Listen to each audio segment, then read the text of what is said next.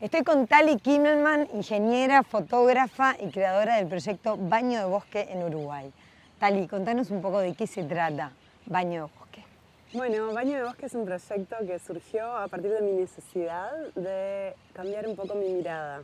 Yo trabajé como fotógrafa publicitaria durante muchos años y en un momento sentí que todo lo que hacía estaba un poco sesgado hacia ese lado, ¿no? Hacia la perfección que buscaba la publicidad. Entonces me propuse hacer un proyecto en la naturaleza con la intención de empezar a apreciar la belleza de la imperfección. Entonces, bueno, lo que hice fue empezar a buscar lugares en la naturaleza en Uruguay. Entonces salía todos los fines de semana a distintas partes del Uruguay a tratar de encontrar algo que me cautivara, que me llamara la atención. Y cuando llegué al Arboretum me pasó justamente eso. Había como una fuerza magnética que hizo que me quedara por ahí. Y bueno, y ahí empezó mi proyecto fotográfico. En la medida que pasaba el tiempo y fui evolucionando con este proyecto, empecé a notar que las semanas posteriores a haber ido al Arboretum había como una sensación de bienestar que perduraba en el tiempo. Y entonces, bueno, lo noté, seguí adelante y un tiempo después me crucé con el concepto de baño de bosque, que es una práctica japonesa que consiste en simplemente dar paseos entre los árboles, pero estar muy en contacto con los sentidos. En realidad la práctica surge en Japón, en los años 80, y bueno, básicamente allá la gente, casi todo el mundo lo conoce y lo consideran como, bueno, pasear por el bosque, ¿no? Pero hay también como todo un programa que está cubierto por los seguros médicos y hay guías de baño de bosque que te llevan y te van como indicando el camino. En general es un camino más o menos de 1 kilómetro y bueno, tiene como todos, se aseguran de que todos los sentidos estén cubiertos en ese camino, ¿no? O sea que está comprendido dentro del programa de salud o el programa nacional de salud japonés esto. Sí, incluso eso me llama la atención. Sí, los médicos en Japón lo recetan en lugar de medicamentos a veces. O sea, en realidad está demostrado científicamente en varias investigaciones que han hecho como con controles y sujetos determinados que, por ejemplo, llevan personas al bosque, a caminar por el bosque o a caminar por la ciudad y miden después qué les pasó a nivel fisiológico. Y sucede que cuando uno está en el bosque baja mucho el ritmo cardíaco, la presión arterial y aumenta la capacidad del sistema inmunológico.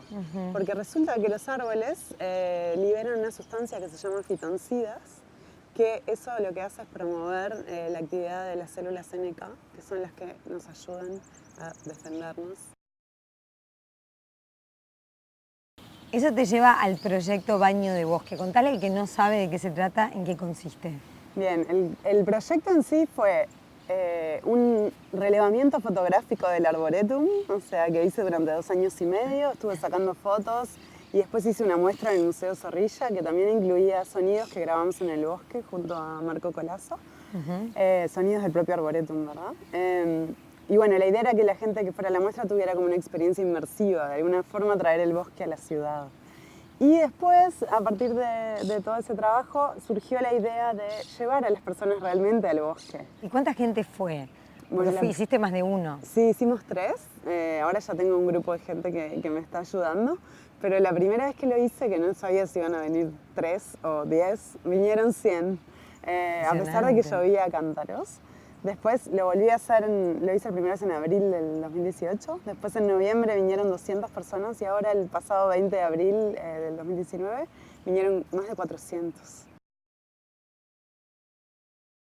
Tali, me decías que todo esto te llevó a descubrir quién fue Antonio Lucich también, ¿no? Sí, tal cual. Antonio Lucich fue el creador del Arboretum, que, bueno, básicamente a principios del siglo XX él había comprado toda la zona de Punta Ballena y decidió que iba a forestar la zona para ver si podía hacer algo con esos vientos huracanados que no permitían ni siquiera vivir ahí, ¿no? Mucho menos crecer nada, supongo. Mucho menos eso. Entonces le pidió consejo a los botánicos de la época, a Carlos Tais y otros que estaban en ese momento en la vuelta, y les dijo, ¿qué les parece si hago aquí un arboretum?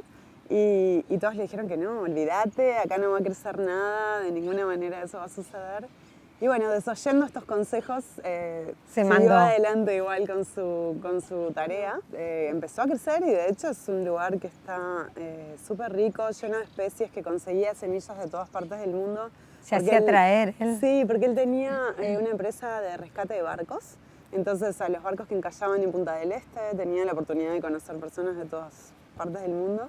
Y entonces trajo semillas de esa manera y bueno, importó algunas también.